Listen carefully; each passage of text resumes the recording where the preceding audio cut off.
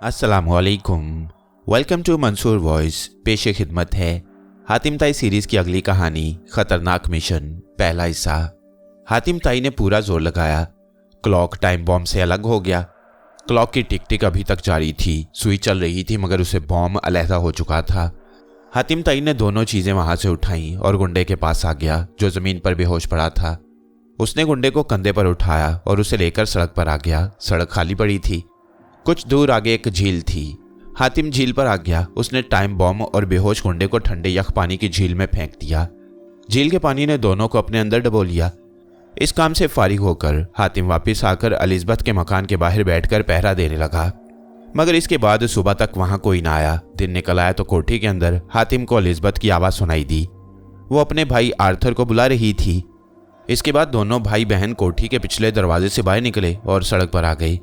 इतने में एक बस आ गई। दोनों उसमें सवार हो गए। हातिम ताई भी बस में सवार हो गया। हातिम ताई को टिकट लेने की ज़रूरत नहीं थी क्योंकि वो किसी को नज़र ही नहीं आ रहा था।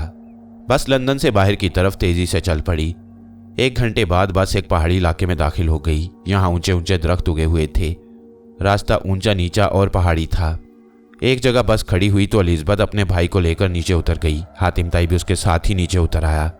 एलिज़ाबेथ एक छोटी सी पहाड़ी सड़क पर चलने लगी। हातिम उनके साथ साथ चल रहा था। लड़के आर्थर ने पूछा, बहन हम कहाँ जा रहे हैं? एलिज़ाबेथ ने कहा, एक ऐसी खुफिया पहाड़ी जंगल वाले मकान में जहाँ तुम्हें कोई नहीं देख सकेगा। तुम वहाँ बड़े आराम से रहोगे। लड़के ने कहा, मगर एलिज़ाबेथ बहन मैं वहाँ अकेला कैसे रहूँगा? क्या तुम मेरे साथ नहीं रहोगी? एलिज़ाबेथ कहने लगी, मैं शहर में रहूँगी, मगर एक दूसरी जगह पर। इस मकान में तुम मेरी सहेली रोजी के साथ रहोगे। वो सुबह नौकरी पर चली जाती है, शाम को आती है। मैंने उसे सब कुछ बता दिया है। वो तुम्हारी पूरी हिफाजत करेगी। वो मेरी बड़ी वफादार सहेली है। रोजी का छोटा सा कॉटेज नुमा क्वार्टर जंगल में एक चश्मे के पास था। रोजी मकान के बरामदे में बैठी अखबार पढ़ रही थी। उसने एलिज़ाबेथ और आर्थर को आते देखा तो अखबार फेंककर उनकी तरफ बढ़ी। उसने आर्थर को प्यार किया और एलिज़ाबेथ से कहा, तुम्हें यहाँ आते किसी ने देखा तो नहीं? एलिज़ाबेथ बोली, बिल्कुल नहीं, हम यहाँ के लिए आए हैं। रोजी दोनों को अंदर ले गई। अंदर एक छोटी मेज़ लगी थी। दोनों वहाँ बैठ गई। रोजी चाय बनाकर साथ बिस्कुट वगैरह ले आई। हातिम ताई उनके पास ही सोफे पर बैठ गया। रोजी ने कहा, आर्थर मेरे भाई तुम बिल्कुल फिक्र न करना, तुम यहाँ मेरी हिफाजत में रहोगे। यहाँ कोई नहीं आता। मैं यहाँ दुनिया वालों से अलग थलग बड़ी खामोशी से रहती हूँ। मुझे यहाँ मिलने कोई नहीं आता। एलिज़ाबेथ कहने लगी, रोजी सौतेली माँ के गुंडे रात को आ गए थे। मैंने तुम्हें फ़ोन पर सब कुछ बता दिया था, मगर एक बार फिर तुम्हें ताकीद करती हूँ कि जब तुम नौकरी पर जाने लगो तो आर्थर को पूरी तरह छुपा कर जाना। रोजी ने कहा, परेशान होने की ज़रूरत नहीं एलिज़ाबेथ। मेरे मकान से थोड़ी दूर जो पुराना अस्तबल है वहाँ अब कोई नहीं जाता। वहाँ एक तहखाना भी है। आर्थर को मैं वहाँ छोड़ जाया करूँगी। वहाँ उसके लिए बिस्तर लगा दूंगी। एलिज़ाबेथ कहने लगी, मैं तुम्हारे पास ज़्यादा देर नहीं ठहर सकती क्योंकि मुझे नौकरी पर जाना है। तुम तो जानती हो कि जब तक हमें हमारे बाप की जायदाद नहीं मिल जाती मुझे नौकरी करनी ही पड़ेगी, वरना खर्चा कहाँ से पूरा होगा। अच्छा अब मैं जाती हूँ, रोजी कहने लगी। एलिज़ाबेथ तुम भी अपना ख्याल रखना, गुंडे कहीं तुमको नुकसान न पहुँचाएं। एलिज़ाबेथ बोली, वो मुझे नहीं मारेंगे क्योंकि उन्हें मेरी वजह से ही तो आर्थर का पता लगाना है। ज़्यादा से ज़्यादा यही होगा कि वो मुझे पकड़कर मुझ पर तशद्दुद करेंगे कि मैं उन्हें आर्थर का पता बता दूं, मगर मैं कभी ऐसा नहीं करूंगी। ये कहकर एलिज़ाबेथ ने अपने भाई आर्थर को प्यार किया, शॉल कंधों पर ओढ़ी और रोजी के मकान से निकलकर सड़क पर आ गई। हातिम ताई उसके पीछे चल पड़ा। वो ये पता करना चाहता था कि एलिज़ाबेथ अब लंदन के किस मोहल्ले और किस मकान पर जाकर रहती है। एलिज़ाबेथ बस में सवार हो गई। हातिम उसके साथ था। इस बार एलिज़ाबेथ लंदन के जुनूबी इलाके की एक छोटी सी सड़क के पीछे एक हॉस्टल में आ गई। इस हॉस्टल में दूसरी लड़कियां भी रहती थीं। मालूम होता था कि एलिज़ाबेथ ने टेलीफोन पर पहले ही वहां अपने रहने की बात कर रखी है। हॉस्टल में अपना कमरा देखकर एलिज़ाबेथ बस में सवार होकर अपने उस दफ्तर में आ गई जहां वो काम करती थी। अब हम वापस पुरस्कार गुरु और उसके 4 साथियों की तरफ चलते हैं जिन्होंने अमारा को बदशक्ल लाश के लॉकेट में बंद करके खुद सारी दुनिया पर कब्जा करने का प्रोग्राम बना रखा था। पुरस्कार गुरु ने छोटा सांप निगल लिया था। उसके अंदर कई एक ताकतें आ गई थीं। वह समुंदर के जजीरे से निकलकर अपने 4 साथियों के साथ ब्राज़ील के शहर सांतियागो पहुंच गया क्योंकि वही एक शहर वहां समुंदर के नज़दीक आबाद था। उन 5 शैतान सिफ्त आदमियों ने टिकट खरीदे और हवाई जहाज़ में सवार हो गए। वो लंदन जा रहे थे। उनका प्रोग्राम ये था कि सबसे पहले लंदन पर कब्जा किया जाए। बदशक्ल लाश ने पुरस्कार गुरु को एक बात बता दी थी कि अगर किसी ने मेरे लॉकेट में से अमारा को बाहर निकाल लिया तो उसकी सारी ताकत खत्म हो जाएगी। पुरस्कार गुरु आम कोट पतलून में मलबूस था। वो जहाज में पहुंच गए। उनके पास जाली पासपोर्ट थे। ये पासपोर्ट उसने अपनी ताकत के जरिए बनाए थे। वो एयरपोर्ट से बाहर आकर लॉन्च में बैठ गए। पुरस्कार गुरु ने अपने साथियों से कहा, सबसे पहले हमें दौलत की ज़रूरत है, फिर हम एक ऐसे किले में जाकर कब्जा करेंगे जहां से हम अपना मंसूबा चला सकें। इस शहर के बाहर 2 एक पुराने किले हैं जहां कोई नहीं जाता। हम उस किले पर कब्जा करके अपना प्रोग्राम शुरू करेंगे। चलो पहले दौलत हासिल करते हैं। एक साथी ने पूछा, दौलत कहाँ से आएगी चीफ? पुरस्कार गुरु मुस्कुराया, मेरे साथ आओ, तुम्हें सब पता चल जाएगा। वो उन्हें लेकर शहर को जाने वाली सड़क पर आकर रुक गई। पीछे से एक बड़ी आलीशान कार आ रही थी जिसमें एक अंग्रेज बैठा कार चला रहा था। पुरस्कार गुरु सड़क के दरमियान में खड़ा हो गया। अंग्रेज ने ब्रेक लगा दी। पुरस्कार गुरु ने उसके करीब जाकर उसकी गर्दन पर हाथ लगाया। अंग्रेज को एक झटका लगा और वो बेहोश हो गया। गुरु ने उसे अंदर से खींचकर बाहर सड़क पर डाला और अपने साथियों को लेकर आलीशान नए मॉडल की गाड़ी में बैठ गया। वो खुद गाड़ी ड्राइव कर रहा था। वो गाड़ी को लेकर लंदन शहर के एक शानदार बाजार में दाखिल हो गया। यहाँ उसने एक बहुत बड़े बैंक के आगे अपनी गाड़ी खड़ी कर दी और साथियों से कहा, तुम लोग इसी जगह रहो, मैं दौलत लेकर आता हूँ। गुरु कोट पतलून और लंबे कोट में था। वो बहुत बड़े बैंक में दाखिल हो गया। बैंक में ज्यादा रश नहीं था। कुछ लोग खड़े बिल या चेक जमा करा रहे थे। गुरु सीधा खजांची के पास आ गया और बोला, ये सारी दौलत मेरे हवाले कर दो। खजांची ने जब देखा कि एक ऐसा डाकू उसको पौंडों वाला संदूक हवाले करने के लिए कह रहा है जिसके हाथ में पिस्तौल भी नहीं है, तो वो उसे पागल समझा। हंसकर बोला, मिस्टर आगे से हट जाओ, दूसरे ग्राहकों को आने दो। गुरु की ताकत से वो खजांची बाखबर नहीं था। गुरु ने अपनी उंगली खजांची को लगा दी। खजांची वहीं लुढ़क गया। गुरु ने नोटों से भरा हुआ संदूक उठा लिया। बैंक के दूसरे आदमी उसकी तरफ दौड़े। एक सिपाही भी आ गया। उसने गुरु पर गोलियां बरसानी शुरू कर दी। गोलियां गुरु के जिस्म से टकरा टकरा कर नीचे गिरती गईं और उसे कुछ ना हुआ। लोग उससे लिपट गए, मगर जिसने उसके जिस्म से अपना जिस्म लगाया वो तड़प कर वहीं गिर पड़ा और तड़पने लगा। गुरु बाहर निकल आया। उसके साथी गाड़ी लेकर आ गई।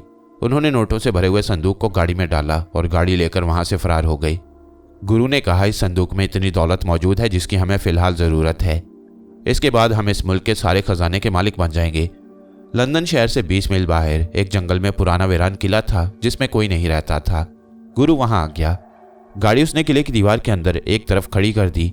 यहाँ आते ही गुरु ने कहा, तुम लोग इसी किले में ठहरो, मैं लंदन के हवाई अड्डे पर कब्जा करने जा रहा हूँ। जब तक मैं ना हूं तुम कहीं नहीं जाओगे। पुरस्कार गुरु किले से निकलकर अपनी गाड़ी में बैठा और उसे चलाता हुआ लंदन एयरपोर्ट की तरफ रवाना हो गया। लंदन के एयरपोर्ट पर बड़ी रौनक थी। थोड़ी थोड़ी देर बाद यूरोप और अमेरिका और दूसरे शहरों से जहाज वहां आकर उतर रहे थे। गुरु ने गाड़ी बाहर खड़ी की। वो कंट्रोल टावर पर जाना चाहता था, जहां से सारे उड़ने और उतरने वाले जहाज़ों को कंट्रोल किया जाता है। उस तरफ किसी को जाने की इजाज़त नहीं थी। जब गुरु एक दरवाजे से गुजरने लगा तो पहरेदार ने उसे रोका। कहाँ जा रहे हो, कौन हो तुम? गुरु ने अपनी उंगली उसके जिस्म से लगा दी। पहरेदार तड़पकर एक तरफ गिरा और ठंडा हो गया। गुरु तेजी से गेट के अंदर चला गया। वो कंट्रोल टावर की तरफ जा रहा था। कंट्रोल टावर की सीढ़ियों पर भी एक सिपाही खड़ा पहरा दे रहा था। उसने गुरु को रोका तो गुरु ने उसको भी उंगली से छुआ और वो भी तड़पकर गिरा और मर गया। गुरु भागकर सीढ़ियां चढ़ता हुआ कंट्रोल टावर में आ गया। उसे अपनी खुफिया ताकत की वजह से सब कुछ मालूम हो गया था कि उसे कहाँ जाना है और किस जगह बैठकर हालात को अपने कंट्रोल में लेना है। वो खास कंट्रोल पैनल की तरफ बढ़ा तो एक आदमी ने उसे रोका। गुरु ने उसे भी वहीं खामोश उंगली से हलाक कर दिया। इसके साथ ही उसने कंट्रोल पैनल पर कब्जा कर लिया और माइक्रोफोन पर चिल्लाकर कहा, सुनो, मैंने लंदन एयरपोर्ट के कंट्रोल टावर पर कब्जा कर लिया है। अब कोई जहाज यहाँ से न उड़ेगा न उतरेगा। मेरा नाम गुरु है। एयरपोर्ट पर सन्नाटा छा गया कि ये कौन पागल है जो ये ऐलान कर रहा है। एकदम से एयरपोर्ट की सिक्योरिटी हरकत में आ गई। 10-15 सिपाही स्टेन गन लेकर कंट्रोल टावर में आ गए। उन्होंने आते ही वहां से सारे हमले को निकाल दिया। सिर्फ पुरस्कार गुरु ही कंट्रोल पैनल पर बैठा था। सिक्योरिटी पुलिस ने उस पर मशीन गनों की फायरिंग शुरू कर दी। गोलियां गुरु के जिस्म से टकराकर नीचे गिरती चली गईं और उसे कुछ ना हुआ। ये देखकर सिक्योरिटी पुलिस के आदमी बड़े हैरान हुए कि ये आदमी है या कोई भूत। उनके चीफ ने कहा, आगे बढ़कर इसे गिरफ्तार कर लो। 4 सिपाही आगे बढ़े। जो ही उन्होंने गुरु को हाथ लगाया, चारों को जबरदस्त झटके लगे और वह तड़प कर गिरे और तड़प तड़प कर मर गए। सारे इलाके में एकदम से हंगामी हालात का ऐलान कर दिया गया। सिक्योरिटी पुलिस ने एयरफोर्स की पुलिस को तलब कर लिया। इतने में एक जहाज जो अमेरिका से आ रहा था उसने कंट्रोल टावर से पूछा, मैं कौन से रनवे पर उतरूं? गुरु ने कहा, तुम रनवे नंबर 3 पर उतर जाओ, रनवे तुम्हारे लिए खाली है। अमेरिका का जहाज रनवे नंबर 3 पर उतरने के लिए झुका तो दूसरी तरफ से एक पायलट ने पूछा, मैं KLM नंबर 335 का पायलट हूं, मैं कौन से रनवे पर उतरूं?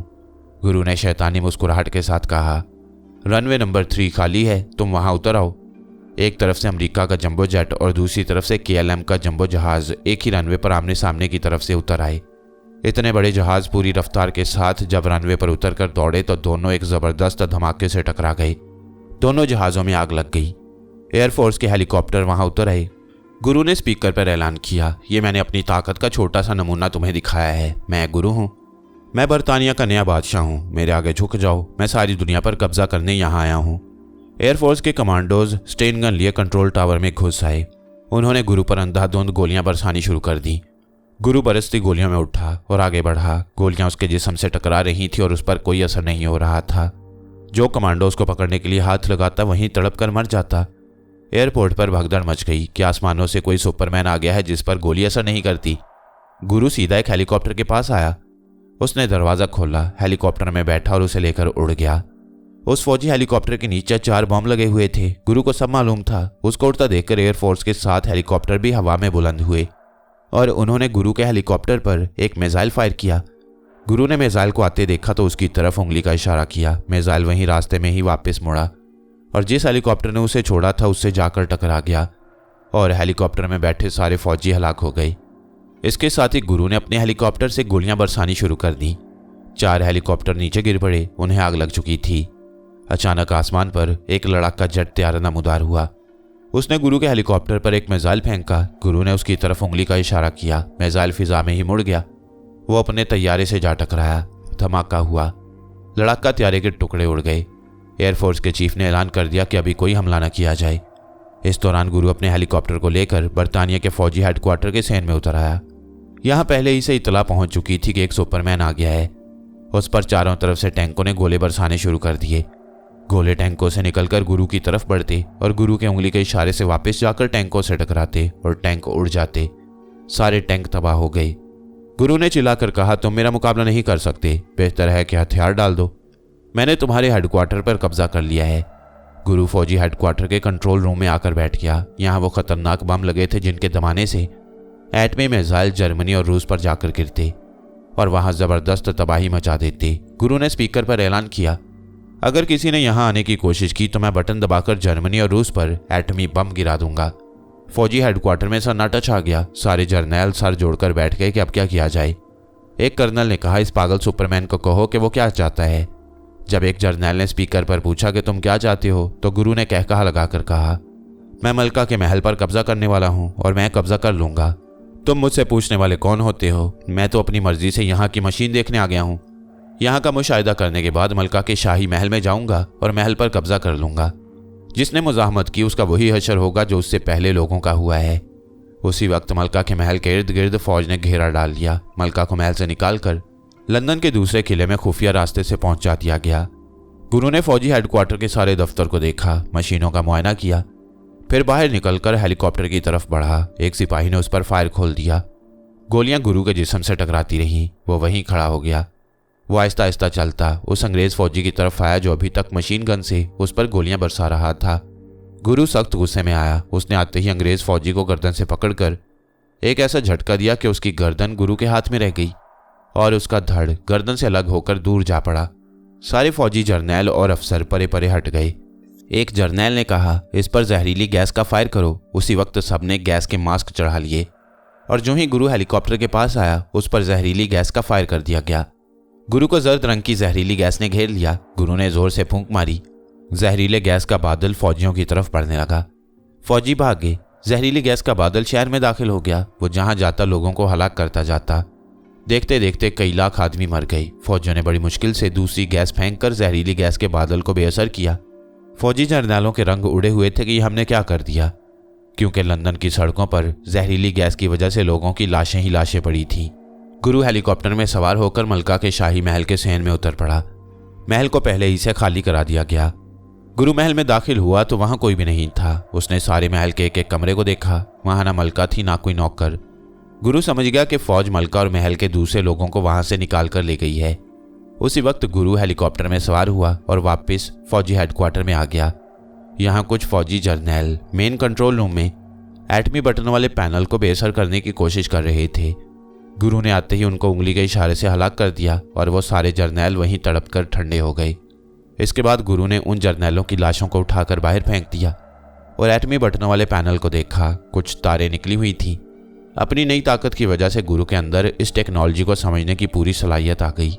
उसने एक ही मिनट में सब हालात को दुरुस्त कर दिया। इसके साथ ही उसने फौजी हेडक्वार्टर से ऐलान किया कि अब वो बरतानिया का बादशाह और उसके हुक्म के बगैर कोई काम नहीं किया जाएगा। उसने ये काम भी किया कि एटमी बटन के पैनल को अपनी खास ताकत के जरिए लॉक कर दिया। अब उसकी मर्जी के बगैर कोई हथियार, कोई एटमी मिसाइल फायर नहीं हो सकता था, ख्वाह कोई कितनी ही कोशिश क्यों ना करे। इस काम से फारिग होते ही गुरु हेलीकॉप्टर पर बैठकर सीधा पुराने किले में अपने साथियों के पास चला आया। उन्हें साथ हेलीकॉप्टर में बिठाया और मलका के महल में आकर महल पर कब्जा कर लिया। सारे खजाने को भी अपने कंट्रोल में ले लिया और उसी वक्त लंदन के पार्लियामेंट हाउस में आकर इंग्लैंड के वजीर आजम को बुलाकर कहा, तुम मेरे गुलाम हो, मेरी मर्जी के बगैर तुम कोई काम नहीं करोगे। वजीर आजम और पार्लियामेंट के दूसरे मेंबरों को गुरु की बेपनाह ताकत का एहसास हो चुका था। उन्होंने मसलहत की वजह से फौरन कहा कि हम आपके हुक्म के बगैर कुछ नहीं करेंगे। यहाँ गुरु ने लंदन की पार्लियामेंट पर भी कब्जा कर लिया। इसके बाद उसने वजीर इत्तलात को बुलाकर कहा कि रेडियो, टेलीविजन और अखबारों में ऐलान करवा दो कि गुरु इंग्लिस्तान का नया बादशाह और नया वजीर आजम है। वो बरतानिया का मालिक है और उसकी मर्जी के बगैर मुल्क में कुछ नहीं किया जाएगा। उसी वक्त सारे मुल्क में रेडियो, टेलीविजन और अखबारों के जरिए ये खबर आम कर दी गई कि मुल्क पर गुरु ने कब्जा कर लिया है। जब दूसरे मुल्कों को ये खबर पहुंची तो वो हैरान हो गए कि ये गुरु कौन है। मगर जब उनको बताया गया गुरु पर एटम बम का भी असर नहीं होता तो दूसरे मुल्कों ने सोचा कि इस मुसीबत को इंग्लिस्तान में ही रहने दो, हमें इसमें दाखिल होने की कोई ज़रूरत नहीं, कहीं ये बला हमारे मुल्क का रुख ना कर ले। चुनाचे दूसरे मुल्क खामोश हो गए। मगर अब गुरु का प्रोग्राम फ्रांस पर कब्जा करने का था। दूसरी तरफ हातिम ताई दोनों मासूम बहन भाई की बराबर निगरानी कर रहा था कि उन्हें लालची सौतेली माँ के गुंडे कहीं हलाक न कर दें। बहन एलिज़ाबेथ शहर के हॉस्टल में आ गई थी, जबकि उसका मासूम भाई आर्थर लंदन शहर से दूर एक पहाड़ी मकान में एलिज़ाबेथ की राजदार सहेली रोजी के मकान पर रह रहा था। हातिम ताई को अमारा की तलाश भी थी। उसने ये भी सुना कि शाही महल पर किसी गुरु नामी सुपरमैन ने कब्जा कर लिया है और वह इंग्लिस्तान का बादशाह बन बैठा है और अब फ्रांस पर कब्जा करने का प्रोग्राम बना रहा है। हातिम ताई सोचने लगा कि ये किस किस्म का सुपरमैन है कि जिस पर एटम बम भी असर नहीं करता और जिसने सैकड़ों लोगों को बेगुनाह हलाक कर दिया है। सारे शहर पर खौफ छा गया। पुलिस और फौज भी पुरस्रार गुरु सुपरमैन के सामने बेहोश हो गई।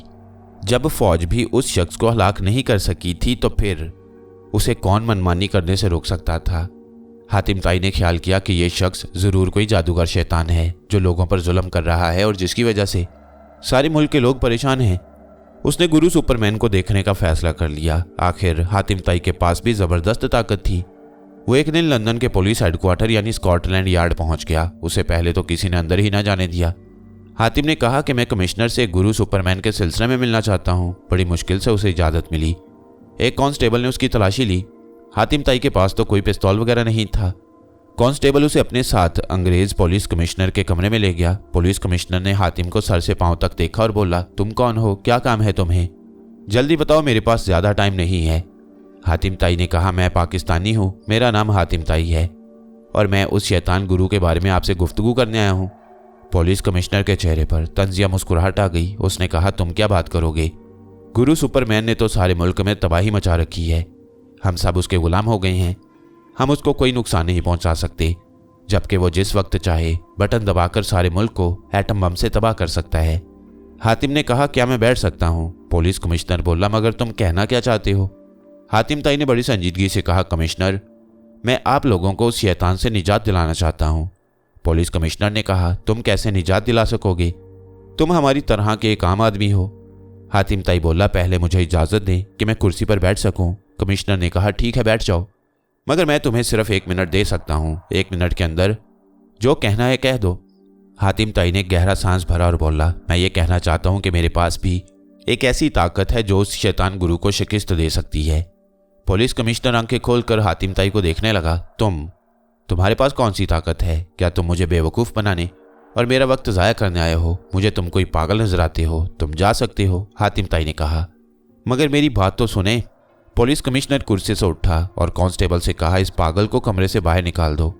जो ही कांस्टेबल हातिम ताई की तरफ बढ़ा, हातिम ताई ने अपने बाएं कान को हाथ लगाकर खुदा को याद किया और वो गायब हो गया। कांस्टेबल और पुलिस कमिश्नर के मुंह खुले के खुले रह गए। अब एक आदमी उनके सामने कुर्सी पर बैठा था और नजर नहीं आ रहा था। वो बाहर भी नहीं गया। कांस्टेबल तो डर गया, पुलिस कमिश्नर पर भी खौफ सा छा गया। वो जल्दी से पीछे हटकर दीवार के साथ लग गया। उसके होंठ खौफ के मारे खुश्क हो गई। उसके चेहरे पर दहशत थी। उसने सहमी हुई आवाज में कांस्टेबल से कहा, ये पाकिस्तानी नौजवान कहाँ चला गया?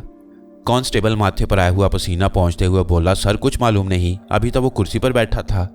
फिर पुलिस कमिश्नर ने आगे बढ़कर डरते डरते जिस कुर्सी पर हातिम ताई बैठा था उस पर हाथ लगाया और ठिठोल कर देखा। कुर्सी खाली थी, मगर कुर्सी खाली नहीं थी। हातिम ताई कुर्सी पर बैठा था, मगर चूंकि वो गायब था इसलिए अब उसे कोई छू नहीं सकता था। अब हातिम ताई ने कहा, पुलिस कमिश्नर, अब तुम्हें यकीन आ गया होगा कि मेरे पास भी एक जबरदस्त ताकत है। ये वो ताकत है कि उस शैतान गुरु के पास भी नहीं है। पुलिस कमिश्नर ने कांस्टेबल से कहा, तुम बाहर जाओ और सुनो, खबरदार किसी को ये बात ना बताना और किसी को अंदर मत आने देना। कोई टेलीफोन कॉल ना यहाँ आए, जाओ बाहर। कांस्टेबल सलूट करके दरवाजे के बाहर चला गया। पुलिस कमिश्नर खाली कुर्सी की तरफ देखते हुए अपनी कुर्सी पर बैठ गया और बोला, मिस्टर हातिम, क्या तुम वाकई यहाँ मौजूद हो? हातिम ताई ने मुस्कुरा कर कहा, अगर यहाँ मौजूद ना होता तो तुमसे बातें किस तरह करता? तुमसे बातें कर रहा हूँ, उससे जाहिर है कि मैं यहाँ मौजूद हूँ और तुम्हारे सामने बैठा हूँ। पुलिस कमिश्नर अब अपनी हैरानी पर किसी हद तक काबू पा चुका था। उसने कहा, मिस्टर हातिम, तुम कैसे गायब हो गए हो? क्या तुम कोई जादूगर हो? हातिम बोला, यह सवाल पूछने की कोई ज़रूरत नहीं है इस वक्त कमिश्नर। मैं तुम्हारी और तुम्हारे मुल्क के लाखों बच्चों, औरतों और मर्दों की मदद करना चाहता हूँ और तुम्हारे मुल्क को उस शैतान गुरु सुपरमैन से निजात दिलाना चाहता हूँ। पुलिस कमिश्नर ने कहा, मगर उस पर तो गोली और किसी बम का भी असर नहीं होता, तुम उसका कैसे मुकाबला करोगे? हातिम ताई ने कहा, यह तो मैं शैतान गुरु के पास जाकर ही मालूम करूंगा। इतनी ताकत रखने के बावजूद उसमें कोई ना कोई कमजोरी जरूर होगी। मैं उस कमजोरी का सुराग लगाकर उस पर हमला करके उसे तबाह करना चाहता हूँ। पुलिस कमिश्नर बोला, ठीक है, पुलिस और फौज तुम्हारे साथ है। तुम जिस किस्म की मदद चाहोगे हम तुम्हें देंगे। शैतान गुरु इस वक्त फौजी हेडक्वार्टर के टावर में उस जगह बैठा है जहां एटमी मिसाइलों का पैनल है। वो किसी वक्त भी पैनल का कोई बटन दबाकर रूस या मशरिकी जर्मनी पर एटमी मिसाइल गिराकर तीसरी आलमी जंग शुरू कर सकता है, जिससे फतह तो किसी को नहीं होगी मगर सारी दुनिया तबाह हो जाएगी। मिस्टर हातिम, एटमी मिसाइल के पैनल के पीछे एक डब्बी लगी है। उस डब्बी के अंदर एक सिल्वर का छोटा सा फ्यूज है। अगर तुम किसी तरह वो सिल्वर फ्यूज निकाल कर ज़ाया कर दो या हमारे पास ले आओ तो कम अज कम शैतान गुरु किसी भी मुल्क पर एटमी मिसाइल फायर नहीं कर सकेगा। हातिम ताई ने कहा, मगर तुम लोग जहां एटमी मिसाइल लगे हैं वहां से एटमी मिसाइलों को नाकारा क्यों नहीं कर देते? पुलिस कमिश्नर ने कहा, मुसीबत यह है कि एटमी मिसाइल भी उसी टावर के ऊपर लगे हैं जिस पर शैतान गुरु ने कब्जा कर रखा है और वो सब कुछ जानता है। इसी वजह से उसने एटमी मिसाइलों पर भी कब्जा कर लिया हुआ है। हातिम ताई बोला, ठीक है, मैं एटमी मिसाइल टावर से सिल्वर फ्यूज निकाल कर आपके पास ले आऊंगा। अब मैं जाहिर हो रहा हूँ। ये कहकर हातिम ताई ने दूसरे कान को हाथ लगाया और वह जाहिर होकर पुलिस कमिश्नर को कुर्सी पर बैठा नजर आने लगा। हातिम ताई को सिर्फ एक ही परेशानी थी कि कहीं ऐसा ना हो कि ऐन वक्त पर उसकी ताकत उसे जवाब दे दे और उसका साथ छोड़ जाए और वो गायब ना हो सके। पुलिस कमिश्नर ने हातिम ताई को दोबारा अपने सामने देखा तो मुस्कुराते हुए बोला, यकीन नहीं आता कि एक आदमी गायब भी हो सकता है, मगर अब तो तुम अपनी आंखों से देख चुके हो। हातिम ने कहा, अब तो तुम्हें यकीन आ जाना चाहिए। पुलिस कमिश्नर कुर्सी से उठ खड़ा हुआ और बोला, हातिम, हमारी पूरी कौम तुम्हारा एहसान कभी फरामोश नहीं करेगी अगर किसी तरह से तुम उस शैतान से निजात दिला दो। हातिम ताई भी खड़ा हो गया और बोला, मैं पूरी कोशिश करूंगा, मुझे कंट्रोल टावर पर ले चलें। पुलिस कमिश्नर हातिम ताई को साथ लेकर कमरे से बाहर निकल आया। पहले तो उसे हातिम ताई की शक्ल सूरत देखकर यकीन नहीं आया था कि यह आदमी इतना बड़ा काम कर सकता है, मगर जब उसने हातिम के गायब होने की ताकत को अपनी आंखों से देखा तो उसे उस पर कुछ भरोसा हो गया कि शायद यह शख्स इंग्लिस्तान के रहने वालों को गुरु शैतान के जुल्म से निजात दिला सके। हातिम ताई को उसने अपने साथ गाड़ी में बिठाया और सीधा ब्रिटिश आर्मी हेडक्वार्टर की तरफ चल पड़ा। हेडक्वार्टर के हाथे में अंग्रेज जर्नैल बेचैनी से टहल रहे थे। दो कर्नल अदब से एक तरफ खड़े थे। अंग्रेज जर्नैल ने एक कर्नल की तरफ देखा और गुस्से में कहा, तुम लोग इतनी बड़ी फौज के कर्नल होकर भी उस शैतान को ख़त्म करने के लिए कुछ नहीं कर सकते। उस बदमाश ने सारे मुल्क पर कब्जा कर लिया है। सारी दुनिया में हमारी बदनामी हो रही है। जब उसने पुलिस कमिश्नर को देखा कि एक दुबले पतले से आदमी यानी हातिम ताई को साथ लिए मुंह उठाए चला आ रहा है तो उसने चिंगाड़ मारी। तुम किधर मुंह उठाकर चले आ रहे हो पुलिस कमिश्नर, ये गधा कौन है?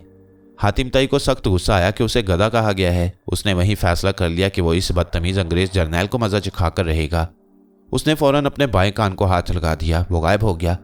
अंग्रेज जर्नैल ने जब देखा कि कमिश्नर के साथ जो दुबला पतला आदमी उसकी आंखों के सामने था अब नहीं है, तो वह हैरान सा होकर कमिश्नर को तकने लगा। पुलिस कमिश्नर समझ गया कि हातिम ताई गायब हो गया है और उसे जर्नैल की गाली से गुस्सा आ गया है। इतनी देर में हातिम ताई गायब होकर बददिमाग अंग्रेज जर्नैल के करीब आ गया। अंग्रेज जर्नैल के हाथ में बैत था, उसके सर पर फौजी टोपी थी। हातिम ताई ने जाते ही जर्नैल की टोपी उठा ली। टोपी गायब हो गई। जर्नैल ने सर पर हाथ फेरा और बोला, टोपी, मेरी टोपी। हातिम ताई ने अंग्रेज जर्नैल की एक मूंछ को पकड़कर जोर से खींचा। बददिमाग जर्नैल की हल्की सी चीख निकल गई, कौन है ये बदतमीज? हातिम ताई ने उसकी दूसरी मूंछ को भी जोर से खींचा। अंग्रेज जर्नैल दर्द से उछल पड़ा। पुलिस कमिश्नर खामोश था। वो जानता था कि ये सब कुछ हातिम ताई कर रहा है। वो दिल में खुश था कि चलो अच्छा है, इस बददिमाग जर्नैल का इसी तरह हातिम ताई से तारुफ होना चाहिए। कर्नल परेशान था कि जर्नैल साहब को ये क्या हो गया है। बददिमाग जर्नैल की गर्दन को हातिम ने दोनों हाथों से दबोच लिया। जर्नैल की आंखें बाहर को आ गईं। फिर हातिम ताई उसे खींचता हुआ कमरे के अंदर ले गया। वहां और कोई नहीं था। हातिम ताई ने गरज कर कहा, तुमने मुझे गधा क्यों कहा? अब मैं तुम्हें क्या बल्कि तुम्हारे सारे खानदान को गधा बनाकर छोड़ूंगा। चलो चारों हाथ पांव पर कमरे में चलो और गधे की तरह ढैंचू ढैंचू करो। पुलिस कमिश्नर भागकर कमरे में आ गया। वो जानता था कि हातिम ताई उसे नहीं छोड़ेगा। उसने आते ही कहा, हातिम प्लीज जर्नैल साहब को माफ कर दो, इससे गलती हो गई कि तुम्हें गधा कहा। हातिम ताई ने गुस्से में कहा, इस बात दिमाग अंग्रेज से कहो कि ऊंची आवाज में कहे कि मैं गधा हूं। पुलिस कमिश्नर ये ना कह सका, मगर अंग्रेज जर्नैल की गर्दन हातिम के पंजे में थी। उसका दम घुट रहा था। उसने कहा, तुम भूत हो, तुम भूत हो। पुलिस कमिश्नर ने फौरन कहा, हातिम इसे मुआफ कर दो प्लीज, मैं तुमसे माफी मांगता हूं। हातिम ने अंग्रेज जर्नैल की गर्दन को जोर से झटका दिया। अंग्रेज के मुंह से चीख निकल गई। इसके साथ ही वो बोला, मैं गधा हूं, मैं गधा हूं। तब हातिम ताई ने उसकी गर्दन छोड़ दी। अंग्रेज जर्नैल गर्दन को मलते हुए कुर्सी पर बैठ गया। उसका सांस फूला हुआ था। हातिम ताई फौरन जाहिर हो गया। उसने अंग्रेज जर्नैल से कहा, क्या अब भी बिना सोचे समझे किसी को बुरा कहोगे? अंग्रेज जर्नैल सहमा हुआ था। उसने अपने सामने हातिम को जाहिर होते देखा तो थर थर कांपने लगा। जल्दी से बोला, हरगिज नहीं, हरगिज नहीं, मैं अब किसी को बुरा नहीं कहूंगा। पुलिस कमिश्नर ने अब बड़ी शान से आगे बढ़कर अंग्रेज जर्नैल से कहा, यह हातिम ताई है। इसने निहायत मेहरबानी से हमारी और हमारे मुल्क की करोड़ों आवाम की मदद करने का फैसला किया है। मैं इसे आपके पास लाया और आपने इसकी बेइज्जती कर दी। अंग्रेज जर्नैल ने एक बार फिर हातिम ताई से मुआफ़ी मांगी और बोला, हातिम ताई प्लीज़ कुर्सी पर बैठो, मैं तुम्हारे लिए कॉफ़ी मंगवाता हूँ। हातिम ताई बड़ी शान से कुर्सी पर बैठ गया। अंग्रेज जर्नैल अब सीधी राह पर आ गया था। हातिम ने उसका मिजाज दुरुस्त कर दिया। जर्नैल ने उसी वक्त कॉफ़ी मंगवाने के लिए ऑर्डर दिया। हातिम ने कहा, मुझे तुम्हारी कॉफ़ी की ज़रूरत नहीं है और मैं तुम्हारी मदद के लिए यहाँ नहीं आया। मैं इस मुल्क इंग्लिस्तान के लोगों की मदद करना चाहता हूँ, जिसको शैतान गुरु ने अपने जुल्मो सितम के पंजे में जकड़ रखा है। मुझे उस शैतान के पास टावर में ले चलो। पुलिस कमिश्नर कहने लगा, हाँ जर्नैल साहब, हम इसलिए यहाँ आए हैं। आप हातिम ताई को हेड क्वार्टर के उस एटमी मिसाइलों वाले टावर में ले चलें जिस पर गुरु शैतान ने कब्जा कर रखा है। अंग्रेज जर्नैल ने हातिम ताई को सारा समझाया कि अगर वो अंग्रेज कौम के बच्चे बच्चियों और गरीब आवाम की मदद करना चाहता है तो वो किसी तरह कंट्रोल पैनल के पीछे लगा सिल्वर फ्यूज निकाल कर ले आए और शैतान को पता भी ना चले। हातिम बोला, तुम मुझे कंट्रोल टावर की सीढ़ियों तक ले चलो, मैं सिल्वर फ्यूज निकाल कर ले आऊँगा और गुरु शैतान से भी निमट लूँगा। अंग्रेज जर्नैल ने हातिम ताई को साथ लिया और एटमी कंट्रोल टावर की सीढ़ियों के दरवाजे पर ले आया। यहाँ से जीना चक्कर खाता हुआ ऊपर टावर के गोल कमरे में जाता था। जर्नैल ने कहा, गुरु शैतान ऊपर कंट्रोल टावर में ही है। हातिम ताई ने देखा कि वहाँ सख्त वीरानी और दहशत फैली हुई थी। हर फौजी का चेहरा उतरा हुआ था और दूसरे लोग भी सहमे सहमे थे। हातिम ताई ने जर्नैल और कमिश्नर से कहा, आप लोग कमरे में जाकर मेरा इंतज़ार करें, मैं सिल्वर फ्यूज़ लेकर आपके पास आ रहा हूँ। सबसे पहले मैं ये काम करना चाहता हूँ, उसके बाद गुरु शैतान से भी निमट लूँगा। ये कहकर हातिम ताई ने अपने बाएं कान में हाथ लगाया। वो गायब हो गया। गायब होते ही वो जीना चढ़कर ऊपर कंट्रोल टावर में आ गया। क्या देखता है कि एक ऊंचा लंबा हट्टा कट्टा स्याफाम बदसूरत आदमी कंट्रोल टावर के एटमी पैनल के पास खड़ा झुककर उसे देख रहा है। ये गुरु शैतान था। हातिम ताई को मालूम था कि इस शख्स के अंदर बेपनाह ताकत है। वो ये देखना चाहता था कि क्या उसे हातिम की मौजूदगी का एहसास हो गया है कि नहीं। हातिम ताई कंट्रोल टावर के अंदर आ गया। वो वहीं खड़ा रहा। वो गौर से गुरु शैतान की तरफ तक रहा था। गुरु शैतान को बिल्कुल एहसास ना हुआ कि एक दूसरा शख्स जो कि गायब है उसके सामने इसी कंट्रोल टावर में खड़ा है। इस बात से हातिम ताई को हौसला हुआ। वो आगे बढ़कर कंट्रोल पैनल के पास आ गया। उसने देखा कि पैनल वाले डिस्क के पीछे एक छोटी सी ताकची थी जिस पर SF लिखा था, यानी सिल्वर फ्यूज। हातिम ताई को ख्याल आया कि अगर मैंने ताकची का ढक्कन खोला तो उसकी आवाज़ सुनकर गुरु शैतान खबरदार हो जाएगा। हातिम ताई वहीं रुककर इंतजार करने लगा कि गुरु शैतान वहां से दूर हो जाए तो वो अपना काम शुरू करे। गुरु शैतान टावर की शीशे वाली खिड़की के पास आकर खड़ा हो गया और नीचे देखने लगा। हातिम ने मौका गनीमत जाना और जल्दी से ढक्कन खोल दिया। उसके अंदर सिल्वर फ्यूज लगा था। हातिम ने उसी वक्त सिल्वर फ्यूज निकालकर जेब में डाल लिया और ताकची बंद कर दी। गुरु शैतान को बिल्कुल खबर न हुई। हातिम सिल्वर फ्यूज लेकर जाने ही लगा था कि इतने में एक हेलीकॉप्टर उड़ता हुआ आया और टावर की खिड़की के साथ लग गया। उसमें से गुरु शैतान के चारों साथी निकलकर टावर के गोल कैबिन में आ गए। हातिम ताई एक तरफ खड़ा होकर यह देखने लगा कि ये 4 साथी उससे क्या बात करती हैं। गुरु शैतान ने उनकी तरफ देखकर कहा, क्या फ्रांस के सदर ने मेरी शर्त मान ली है कि नहीं? मालूम हुआ कि गुरु शैतान ने अपने 4 शैतान साथियों को फ्रांस के सदर के पास भेजा था कि वो भी उनके आगे हथियार डाल दे और हुकूमत उनके हवाले कर दे। फ्रांस के सदर तक गुरु शैतान की ताकत की सारी खबरें पहुंच चुकी थीं।